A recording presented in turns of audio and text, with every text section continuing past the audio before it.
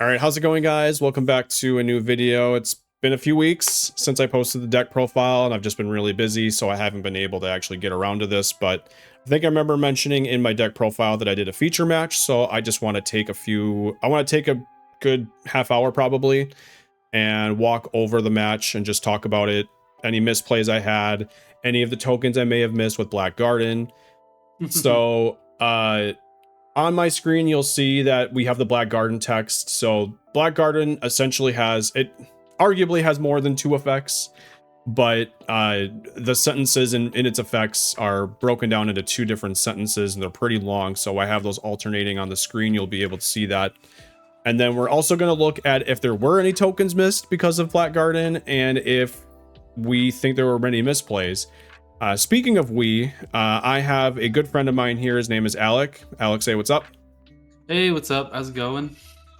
He has been a huge advocate for pushing me to take this deck to its absolute limits by trying different techs out over the last, I would probably say 8 or 9 months probably. I think I'm having a baby now with Rescue Cat. So he's kind of been there and has encouraged me on some of the deck choices I've made along the way. So he's going to be joining us tonight and talking about how the match went. So without further ado, we're going to get into it.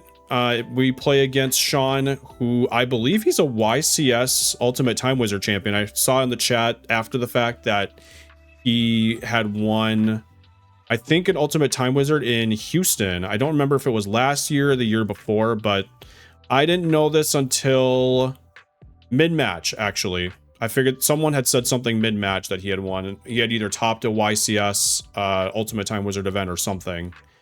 But yeah, I didn't know it yet, but we were playing against Vayu Turbo.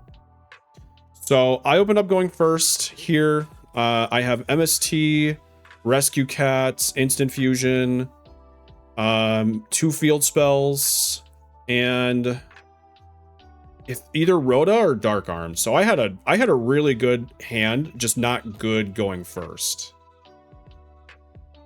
Which wait one extra turn. Yeah, I basically have to wait one extra turn, which this deck has that happening a lot, where it looks like you have a really good hand, but you don't want to spill your cards out first. You want to do it going second almost. But of course, going first is always advantageous, right? I think that, yeah, one of the things we ran into while we were like talking about different card options is the fact that the deck doesn't have a lot of good like proactive turn 1 plays. And so for a while you were playing like Hamsters and Rykos, and I think the proactiveness outweighs having those nice first turn options though. And this version kind of reverted back to being more proactive, and it worked out really well. Yeah, absolutely. So Sean here T-sets, and we end phase MST him with Trap Dust Shoot, which we're going to see here shortly how impactful that was and how impactful that play was. So I'm thinking about what's going on here. I draw Dark Arm Dragon, so my hand is absolutely crazy. There's a lot of ways to go about it. So we start off by summoning Rescue Cat, and searching 2 Airbellums.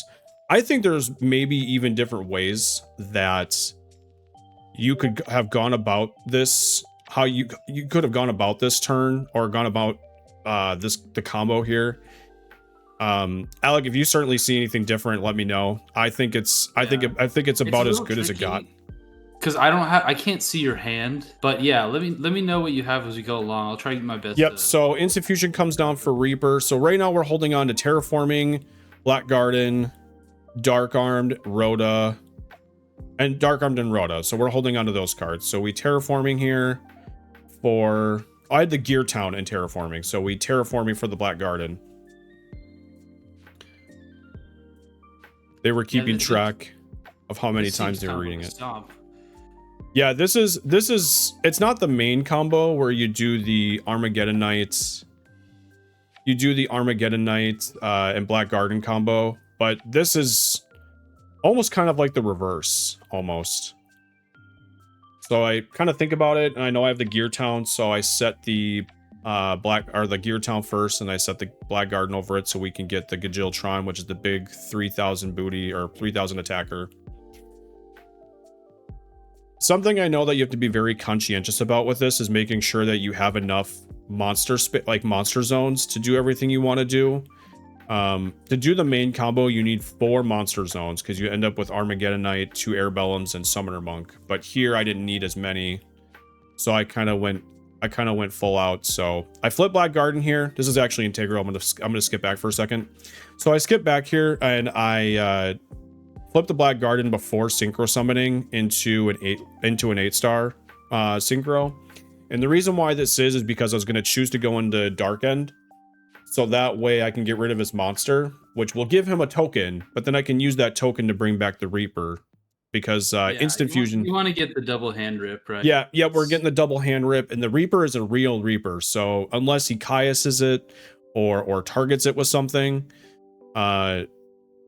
he actually doesn't die by battle because he's got Spirit Reapers, can't be destroyed by battle effect.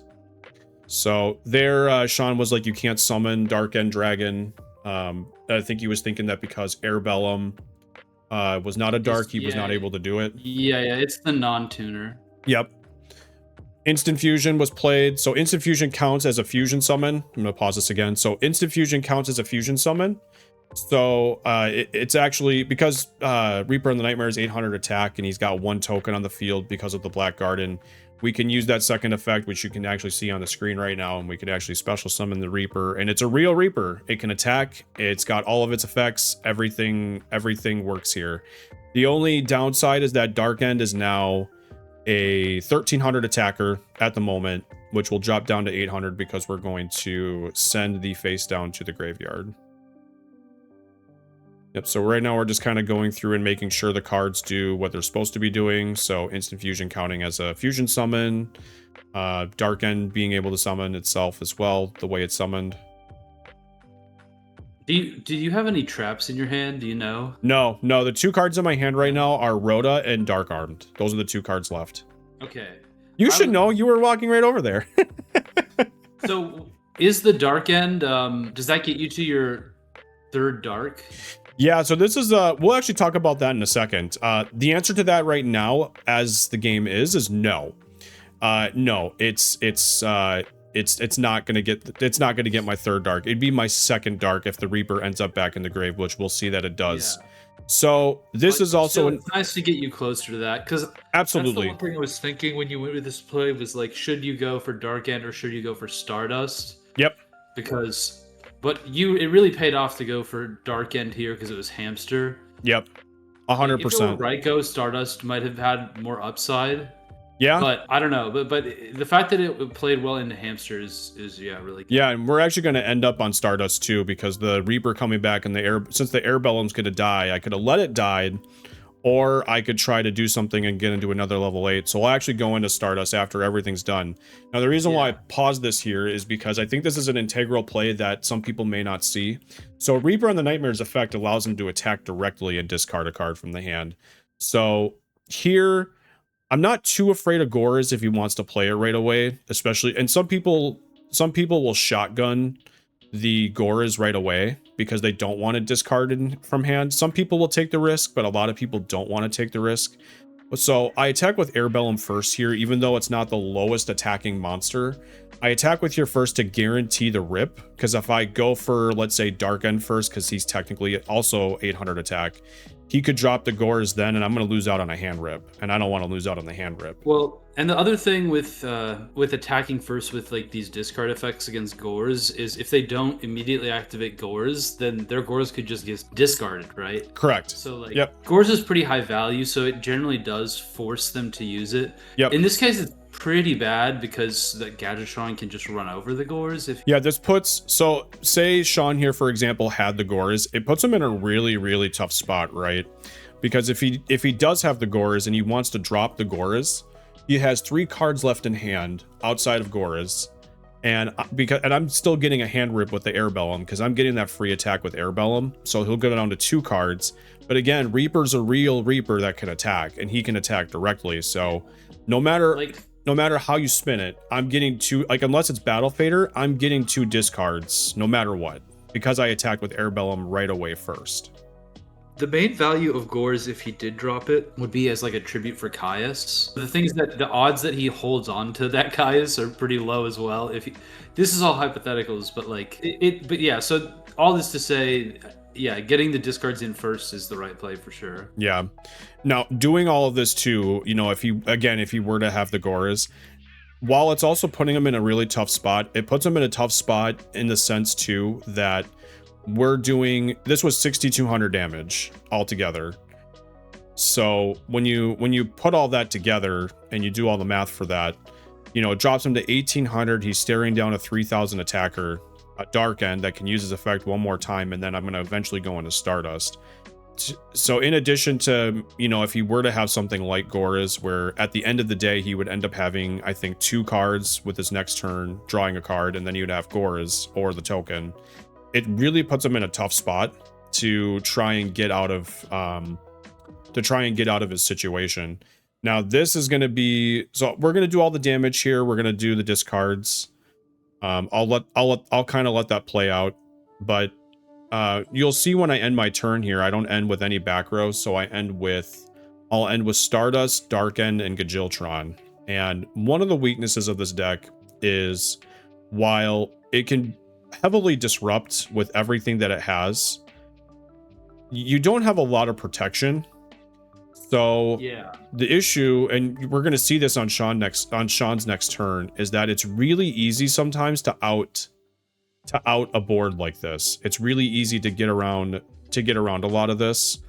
You know, we'll talk about a couple combos here. He's going to demonstrate one of them, but we'll talk about a couple combos here that where he can easily get out of this board. Like it's not a problem. If he can make a Goyo, this board is almost outed. Like, because he just takes the Dark End and then sends the Gajiltron. Which is not hard for Vayu to do. Very easy with Vayu with like 3 cards to make a Goyo. Yeah, they just need one. They just need two cards. They just need an Armageddon in hand and then a card to, and then just a card to send back with Plague. That's all he needs to do, and this board is broken.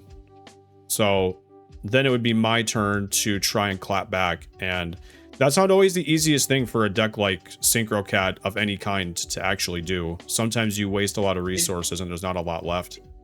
In retrospect, thinking about it, I think there might be some validity to going for Colossal Fighter instead of Stardust, because Stardust really only makes sense if you have like back row to back it up with, you know? In this case, if he were to go Goyo and he stole your Dark End, then he could either hit your Colossal Fighter or he could hit your Gadgetron, but then you can use the other one to clear the Goyo on the next turn. Colossal Fighter might have been the right call here as like the follow-up synchro. We're gonna add that to the misplaced question mark count.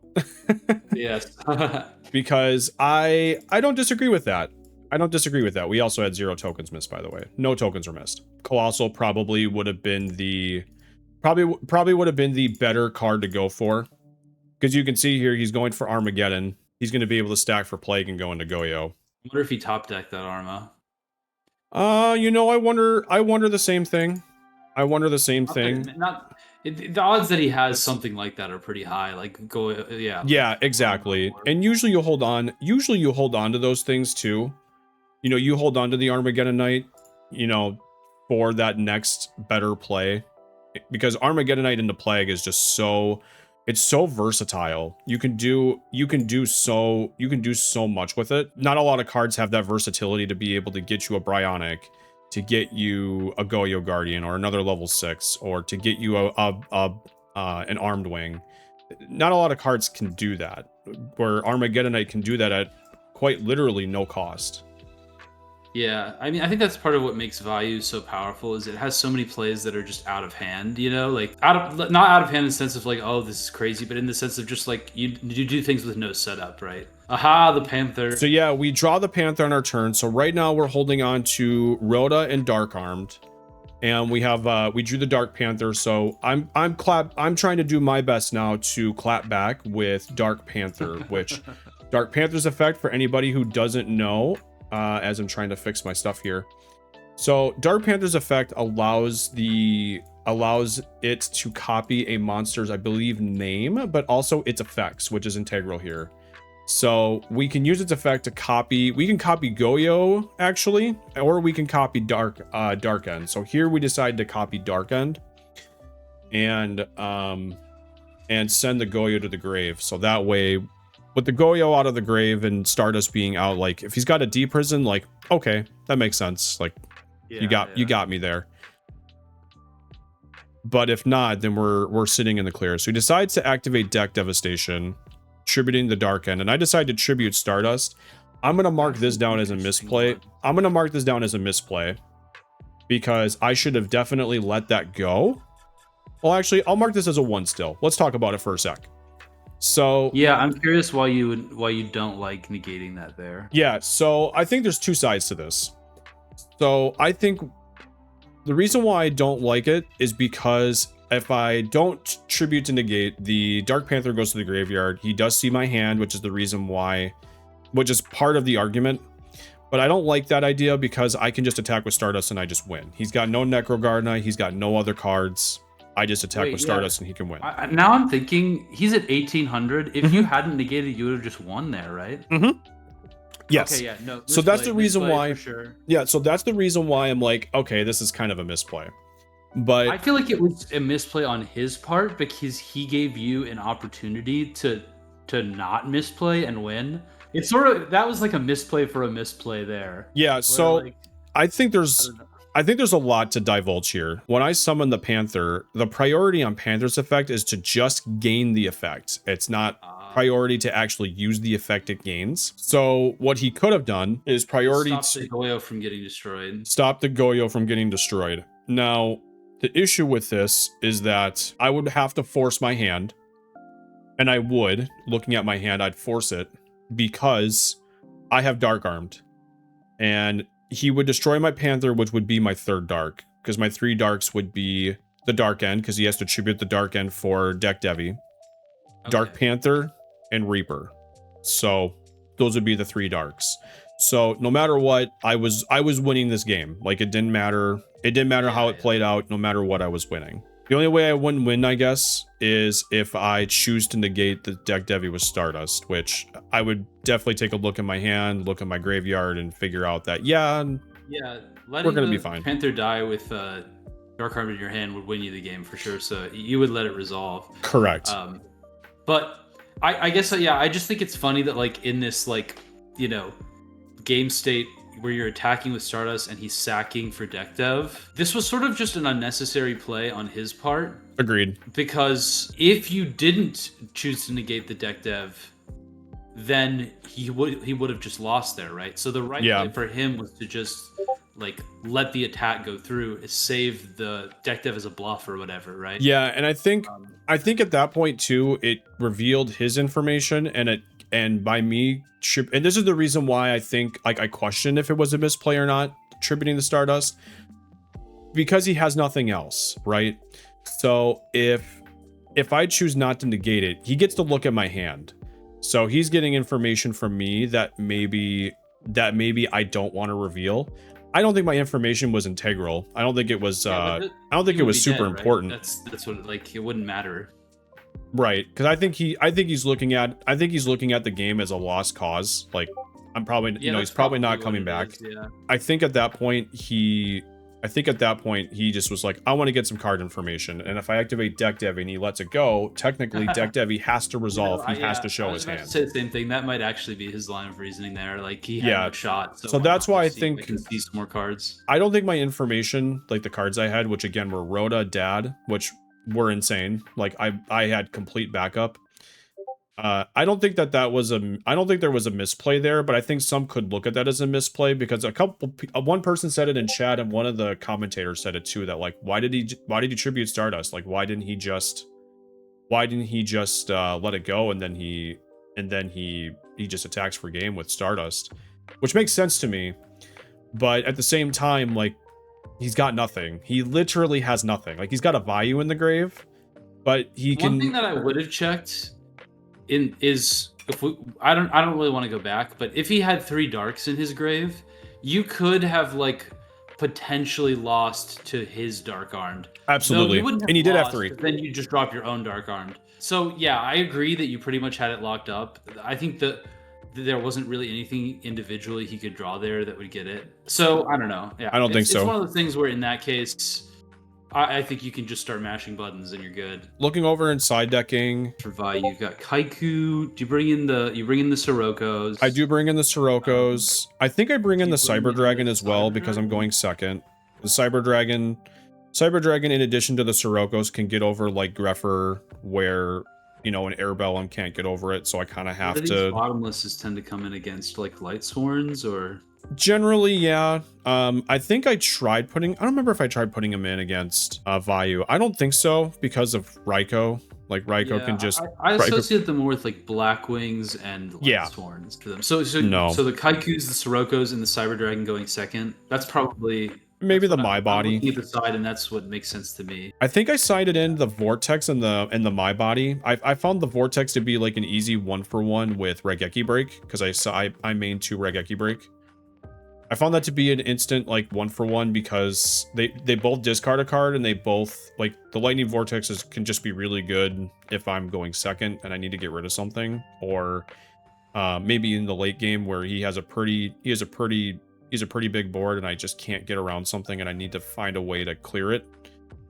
Vortex I think came in handy a couple of games during that weekend for that specifically, but otherwise the My Body came in because he has a chance to set cards. Vortex can honestly low-key be pretty good against Vayu. Vayu will often have boards that are like Greffer plus, Armed Wing, or just like two like decently sized bodies. And Vortex is pretty good at like trading with those kinds of boards. And the fact that they don't make Stardust easily means that like you often get a pretty clean like 2-for-2. Maybe even better if you have something to discard. But yeah, so let's see what's going on. We got Greffer. Yeah, so Greffer for Vayu. So this is it too, right? Is that he opened up Greffer. So like if I'm opening up an Airbellum and not a single combo piece, really hard for me to get over this Greffer.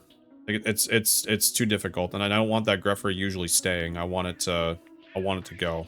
Yeah, it is tricky, huh? You don't have a whole lot of normal summons that can just come down and get over this. You have Gear Town, but then he's got the Necrogardna, and you have Cyber Dragon that you just sideboarded in, and you have Kaiku. Kaiku is probably the main thing that you want here. I don't remember what he banished here. Gale. Okay.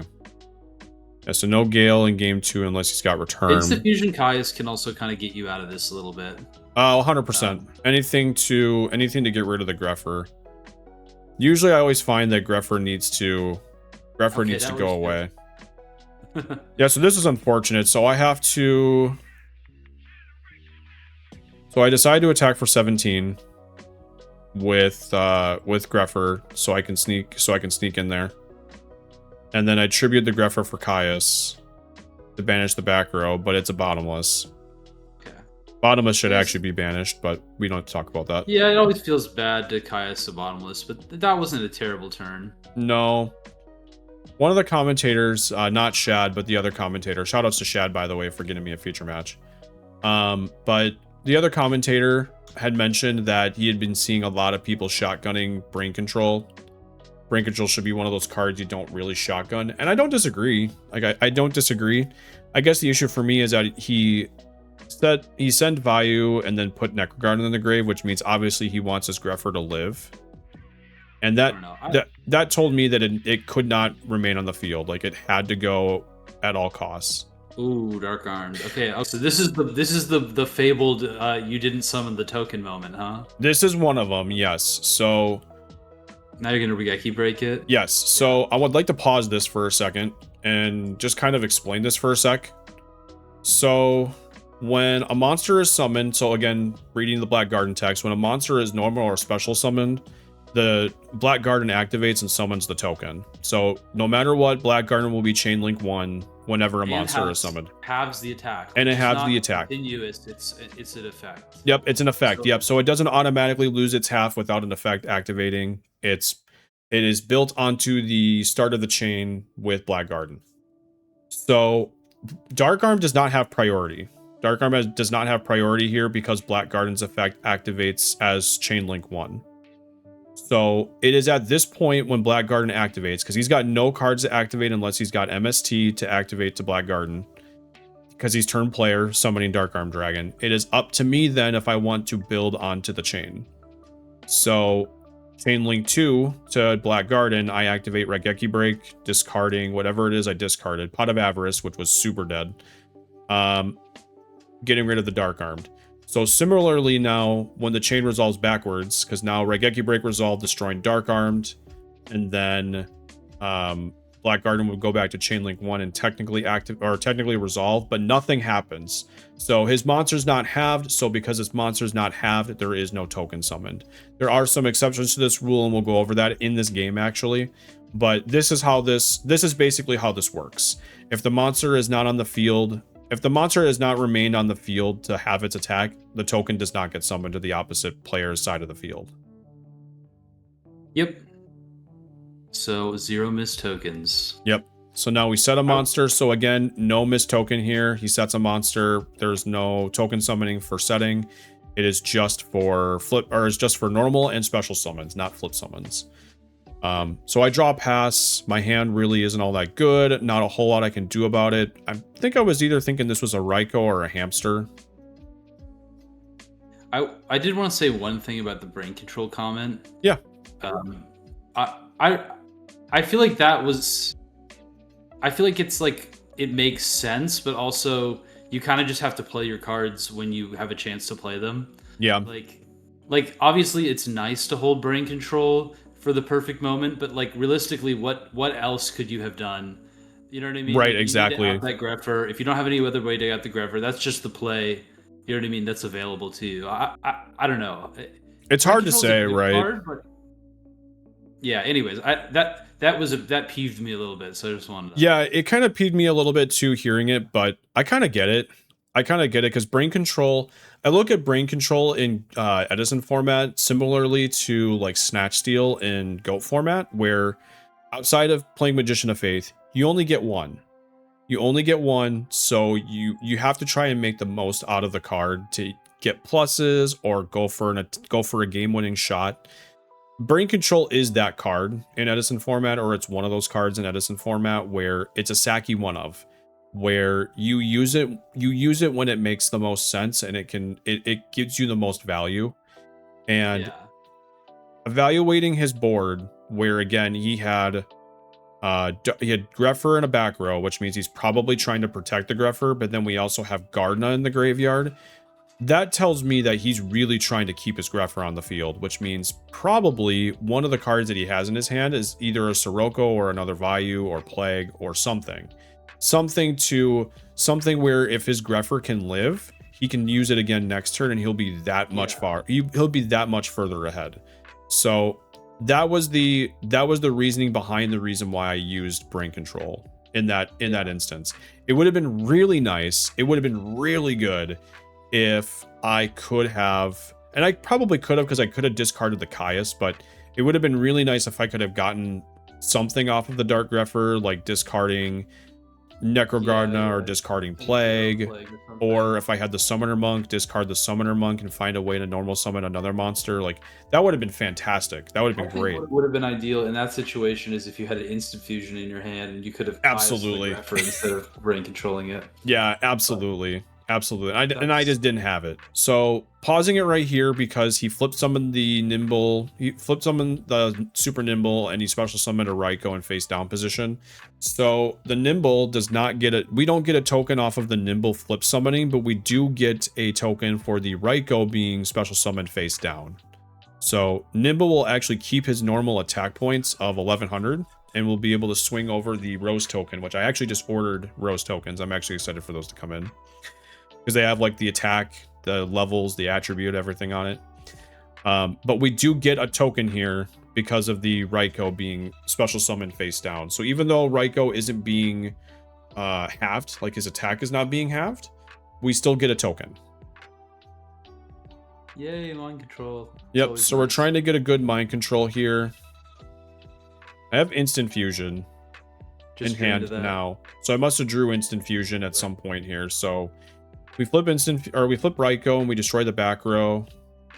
And my mills, while I milled the Gajiltron, I also milled that last monster there. That's Sirocco.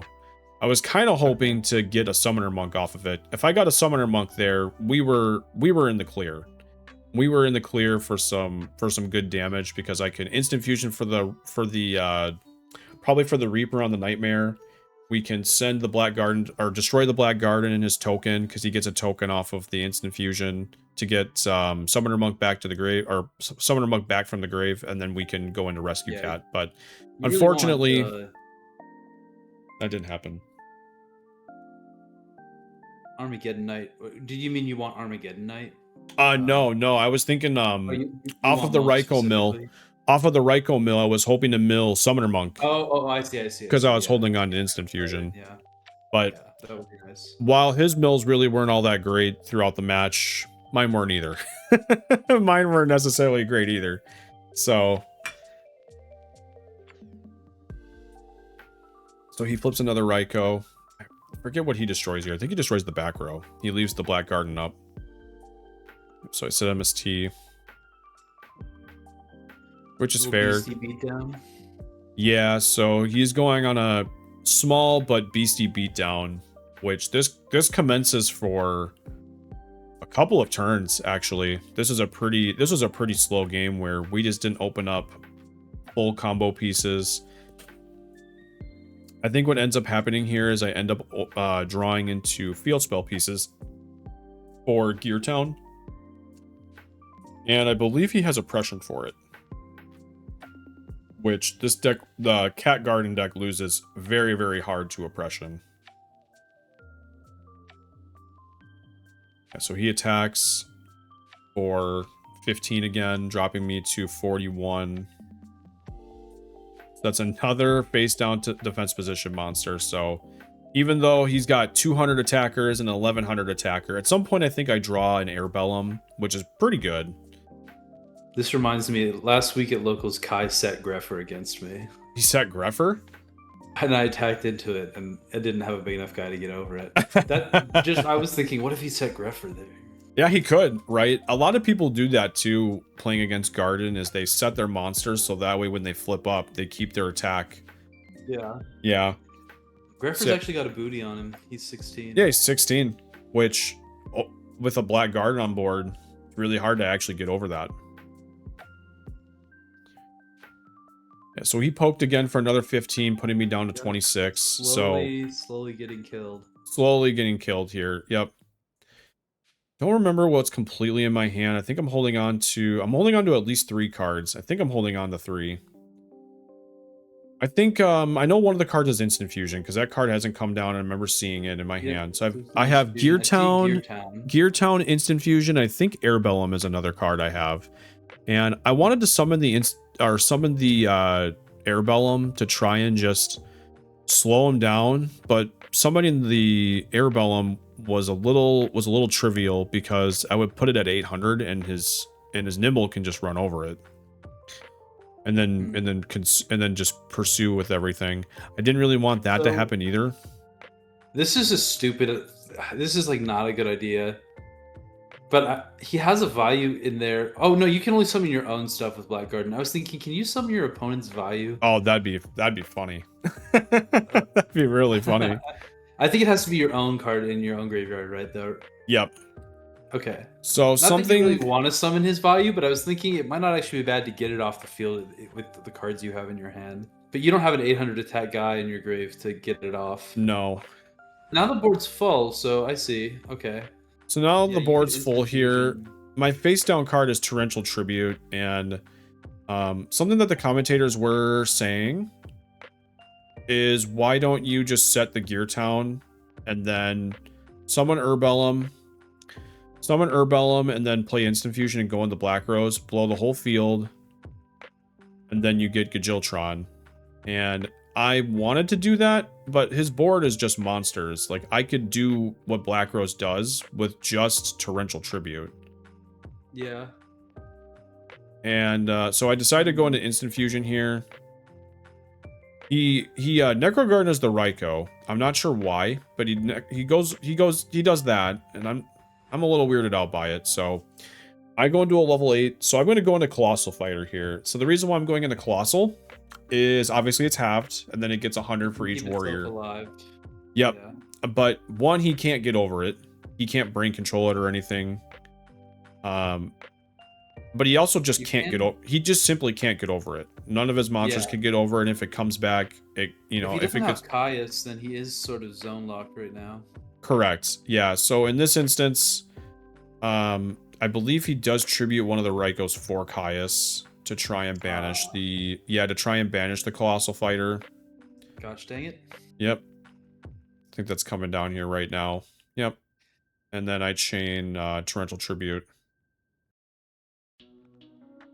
So the way I look at this is this effectively is Black Rose Dragon, because his entire board is completely wiped. Yeah, and you used his normal summon. So that was my 2 cents with... That was my 2 cents on why I did this way. And then I still get to keep the Gear Town, which, for better or for worse... Now you're set up to get back the Reaper with any normal summon. Yeah. And that's pretty good. I think I drew another field spell here. So I wasn't sure. Yep, I drew Terraforming. So now I'm holding on to Gear Town and Terraforming. And I think I just go for the second Black Garden. Because I'm going to set the Gear Town over the Black Garden. And then I'm going to set the second Black Garden over the Gear Town. Because I'm going to try to now summon it. Don't feel like I have a lot going on here, and the game could easily...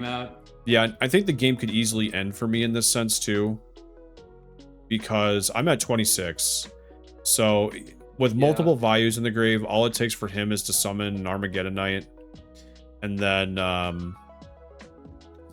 send Vayu and Sirocco and get him banished. Not quite enough damage, but it's still important for you to keep your life points above like the 1,000-point threshold, so your instant fusion and brain control. Well, you use brain control, but yeah, absolutely. Like you have life point payment cards that you really don't want to draw into. Absolutely. Without life. Yeah, so he flips over Oppression on the Gear Town, so he can't summon the Gear Town. So I flip over the Black Garden. For those that don't know, you can't oppression the... You cannot oppression the activation of Black Garden, like the actual card itself. But you can oppression Black Garden's effects, like if you wanted to special summon tokens. It's interesting that he didn't negate the Black Garden there with Royal Oppression. Yeah, it's kind of interesting, actually. Wanted the Breaker to be small, but letting you get this Reaper seems... Yeah, so now I'm going to get a free discard with Reaper. So I don't know what I'm going to get. You attack this face down with... Because it could be a Vayu, but if it's a hamster, you take so much damage. Yeah, but my back's kind of against the wall. I have to do something here. Okay, it's a plague. That makes sense. Yep, so he's down to 1 card. A little bit more of a simpler game state, but a lot of gas in the graveyard though, so he can pretty easily. Yeah, like he just has so much going. Like he's got a good top deck potential. He can top deck. I think he has brain control in his hand, so that can be game. It is game because he has plague, so he can brain control breaker and then stack for plague. Yeah, okay, yeah. And then just go into Goyo. Into your yep, then attack into Reaper for 2k for game. Yeah. Anything works here though.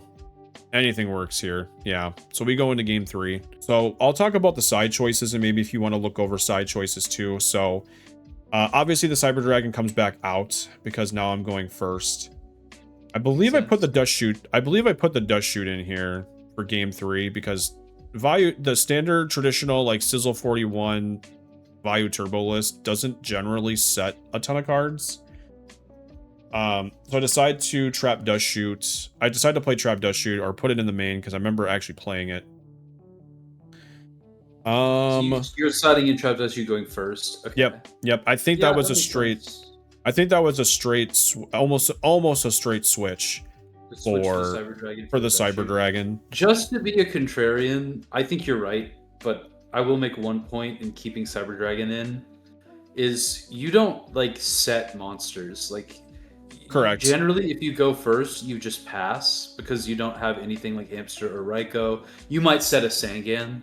So Oftentimes, even going first, a Cyber Dragon could be useful to you because you'll always pass. Yeah, that's why you could even main Cyber Dragon in this deck, honestly. Yeah. Yeah, and It's we like a mained one for a while. And I think we decided that we ended up just taking it out. Because there are times when, while the Cyber Dragon can be good, it also sometimes was awkward.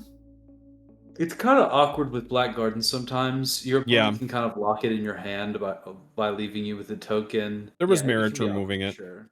Instant Fusion is way better. Instant Fusion is a heck of a lot better. Yeah, with Black Garden, it's much more synergistic. Yeah, I found too over the last it's been about a month since we went to Vegas, so over the last few weeks, as I've been playing Cat Garden more, like really working with a list that I took there, I was pretty well against playing Dark Arm Dragon for a while. And I think focusing so much more on the Dark package, including the instant fusions, has actually brought out Dark Arm Dragons. Like it's been way more useful in the last 6 weeks than it's been in the last 8 months. Yeah. So I think switching off and not having a Cyber Dragon in the main has only forced me to use the darks, the dark stuff a lot more. So what I did with this is I was playing one Cyber Dragon in the main and one on the side, and now we only play the one on the side, and then I now main deck a Breaker instead in the main, because Breaker's a spellcaster, so it works to get you into Arcanite. It's a dark, so it obviously works with synergistic stuff like Dark Arm. It's 1600 attack, so it works with Black Garden, and it can also pop your own Gear Town. So there's so much synergy with Breaker that it earned its spot in the main, and I think I did that once or twice this weekend. So I set one here. I don't remember what this is. Hey, that's you in the background. There I am. So we do a T set. All right, so we have a Raigeki break. So we're discarding instant fusion because I have multiple instant fusion. Oh yeah, something else I want to mention about Cyber Dragon coming in and going out. When Cyber Dragon would go in, I would side out an instant fusion. Like, it felt like a really easy 1-for-1 because it's not the exact same thing because I don't have access to level 3s or 4s with Cyber Dragon, but I almost instantly, it functions in almost the same way. I love Instant Fusion Caius. Yeah, Instant Fusion Caius is so good. And it puts the Reaper in the grave too, where like, sometimes I do want the Reaper for a synchro play, but getting it in the grave allows for being able to use Black Garden later.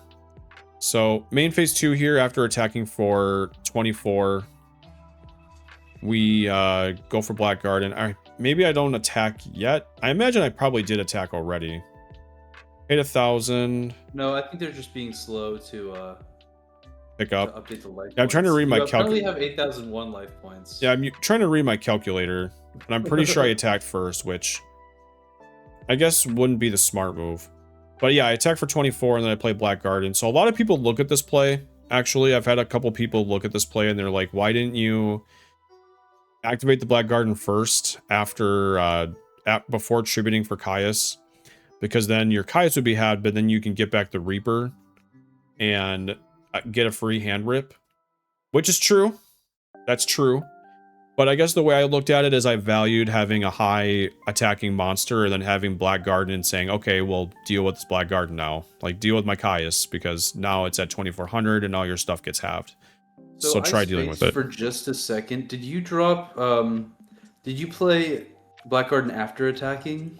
Yeah, there's that too. So yes. I think you should have played Black Garden first. Even if you didn't get back the Reaper, if you summon Caius, you should then play Black Garden and attack because it would have it goals. Yeah, and I should know that too, because I've been doing that a lot, where if I know I'm going to attack directly into absolutely nothing, the Black Garden should come down first so that the Gores gets halved, and so does the token. I think that's just one of those times where you have to slow down and like have more of the rest of your turn planned out before you attack. But it didn't end up mattering. It's just a...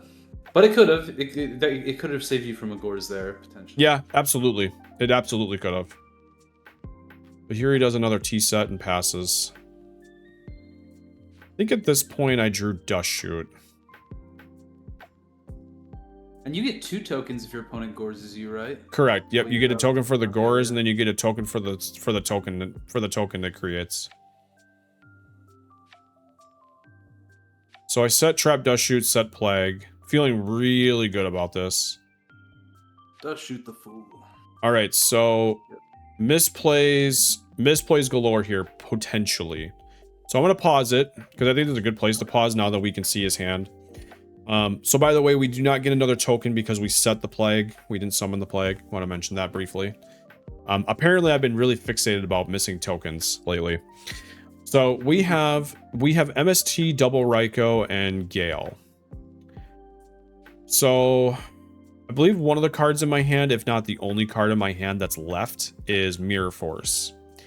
I remember having this, so I'm kind of playing in my head like how I think this match is gonna, like how I think this game is gonna go, considering that I'm holding on to Mirror Force and I'm staring at this hand. So a lot of folks told me that the obvious choice here is Gale, and potentially that's right. I don't think that could potentially be wrong, but I wanted to kind of keep him from milling. And I knew that I could at least work with Gale. Like if he wants to MST my garden and summon Gale and run over Caius, like, okay, you get my Caius. That's fine. Good for you. But I can at least find my way around the Gale. Like I'll be able to do that at least. And if all you have is one Raikou, I should be able to find a way around that. So that was my thought process, but I think a lot of people would probably agree, and maybe that is possibly a misplay. I think because he has the MST, the Gale is the right choice. Just at a glance. I'd have to think more about it though. Yeah, for sure. It's a tough play. I just think whenever Gale immediately pluses, it's pretty rough, you know? Like, yes. Like in the sense of like getting a free kill. Yes. If he didn't have the MST, then when he summons Gale, Gale would be halved, and having Caius wouldn't even get Gale to the point where he could kill Caius. So if he didn't have the MST, I actually think there would be a lot of merit to like not for going for one of the Raikous instead of Gale. Because he has the MST, I just think that it makes more sense to go for Gale. Yeah, I agree, especially because I don't have a ton of clapback. Like the only thing I'm thinking about is, okay, I have Mirror Force to out his Gale. And that's if you don't want to Mirror Force a Gale, really. Yeah, and that's if also he decides to attack with Gale, then the following turn. Because if he chooses not to do that, play right. Yeah. So yeah, you also have a way to play around the Raikous by flipping the Plague and making Stardust. So yeah, I think it was probably right there. Yeah, I'll mark that down. I think that is clearly the misplay here, or it is a misplay. I think we probably should have gone for the Gale. Especially because, like, if he sets Raikou and he's not going to use that MST, well, it allows the Black Garden to stay, and then it gives me the chance to clap back. Because now he's just got to set Raikou. He's not attacking me, he's not doing anything. It gives him the chance to, or it gives me the chance to kind of draw something and get out of a Raikou. Yeah. So I think it's demonstrated well here too, actually, because I think what he does is he sets, and then he just passes. So he's reading that I got that Mirror Force, I think, or I got some kind of a battle trap. I think he sees it. Thankfully here, though, we top deck another Caius, and we target the... I believe we target the face... Yep, we target the face-down monster, because we don't want him to deal with our trap card. Yeah. You're hoping to get over it. Oh, that's a pretty good exchange. Yeah. So here how this played out, like, yeah, I was lucky and I got the Caius. Here I was lucky and I'm actually gonna play back, yeah, because this goes pretty fast here. So I got lucky and I got Caius to get rid of his Raikou. So between the Dust Shoot and the top deck Caius, he didn't get any mills. So right now he still just has a Vayu Engrave from earlier in the game, and that's all he's got. He's got nothing else. So yeah. his deck is still pretty full for the most part. And I get to keep my Mirror Force, which I value that card very much. So he top decks Trooper, mills all traps, and attacks for 19, which attacks for 19, which I'm like super good with. And I think I top deck Sirocco. Yep. Pretty good. Yep. So I have Mirror Force face down. I have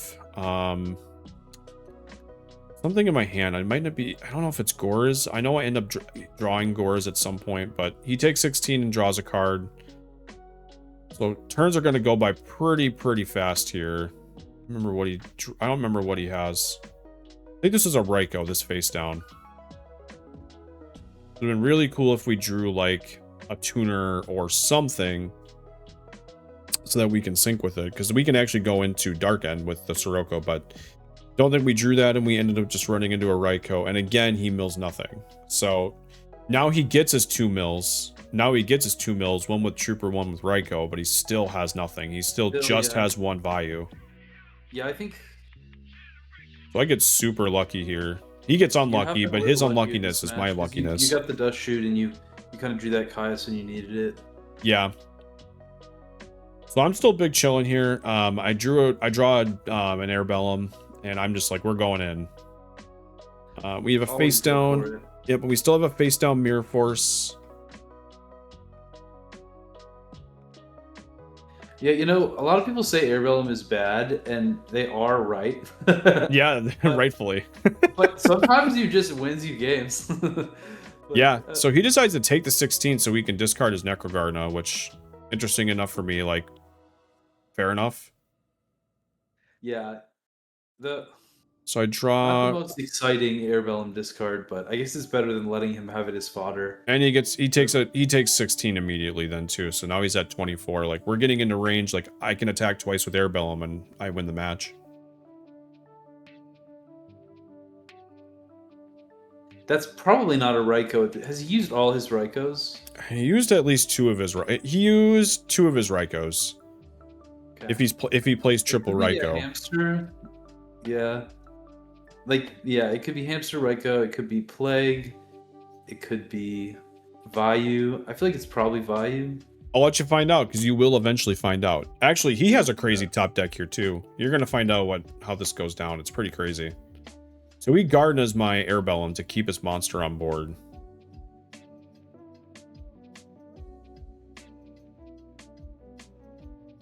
He's got 1 card in hand, so it's definitely the card that he top decked.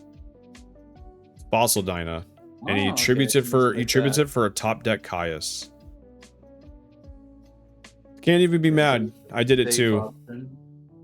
Now this is where the Mirror Force comes into play. That's that Mirror Force that was set that I had in my hand back when I trapped Dust Shooted. So, and then he books to keep it on the board. Yeah. So it's pretty crazy. That's a risky play. I feel like that kind of signals that trap is real. Like, yeah, because he feels like he can protect that Caius. Yeah, so he flip summons Caius and I TT it because I can't deal with the Caius. So now he attacks with Vayu. So no Armageddonite, no Greffer. The Regeki Break and Goras. I have Regeki Break and Goras. The face down card is my body as a shield, which I felt pretty good. So I attack for 800, dropping him to 16. And I was able to get over his Vayu clean. So he's at 1600 now.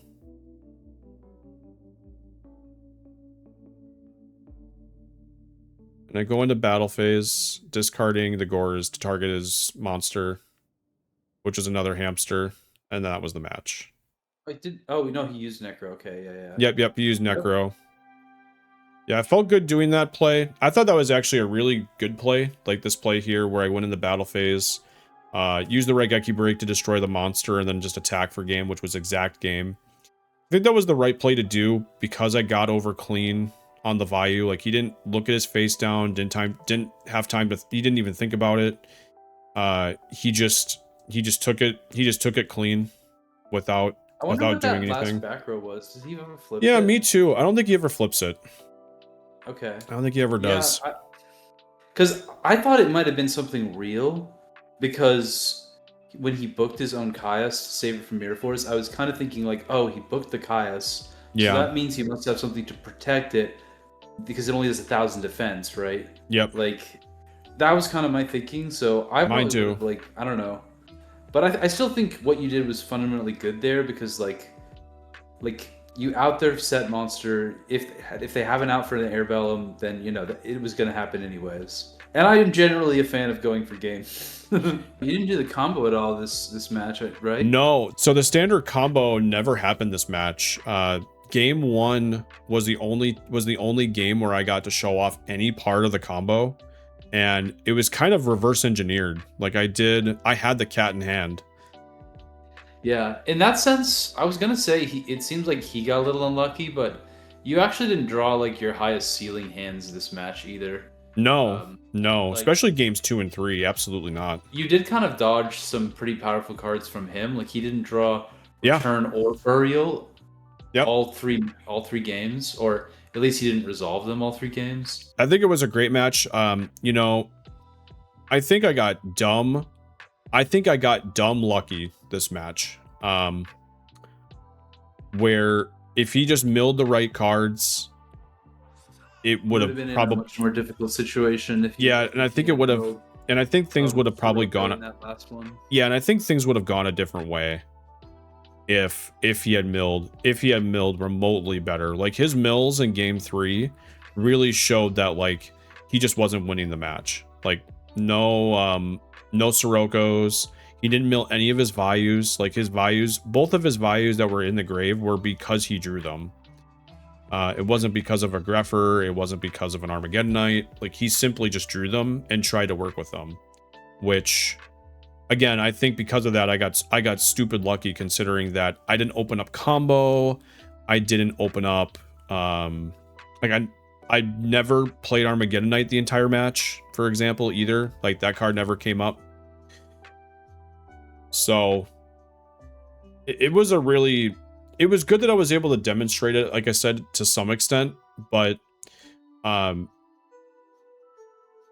it only happened to a point. I'll take off with this one, guys. Thank you so much for watching. I think I'm going to have a little bit more cat content coming up. Not exactly sure what I'm going to do. Maybe we'll do a little bit more like this on Dueling Book, where we commentate some of the games and just see how things, like just some of the mindsets of some of the plays or some of the hands that we have and just what to do with them. So thank you so much for watching, and I hope to see you again soon.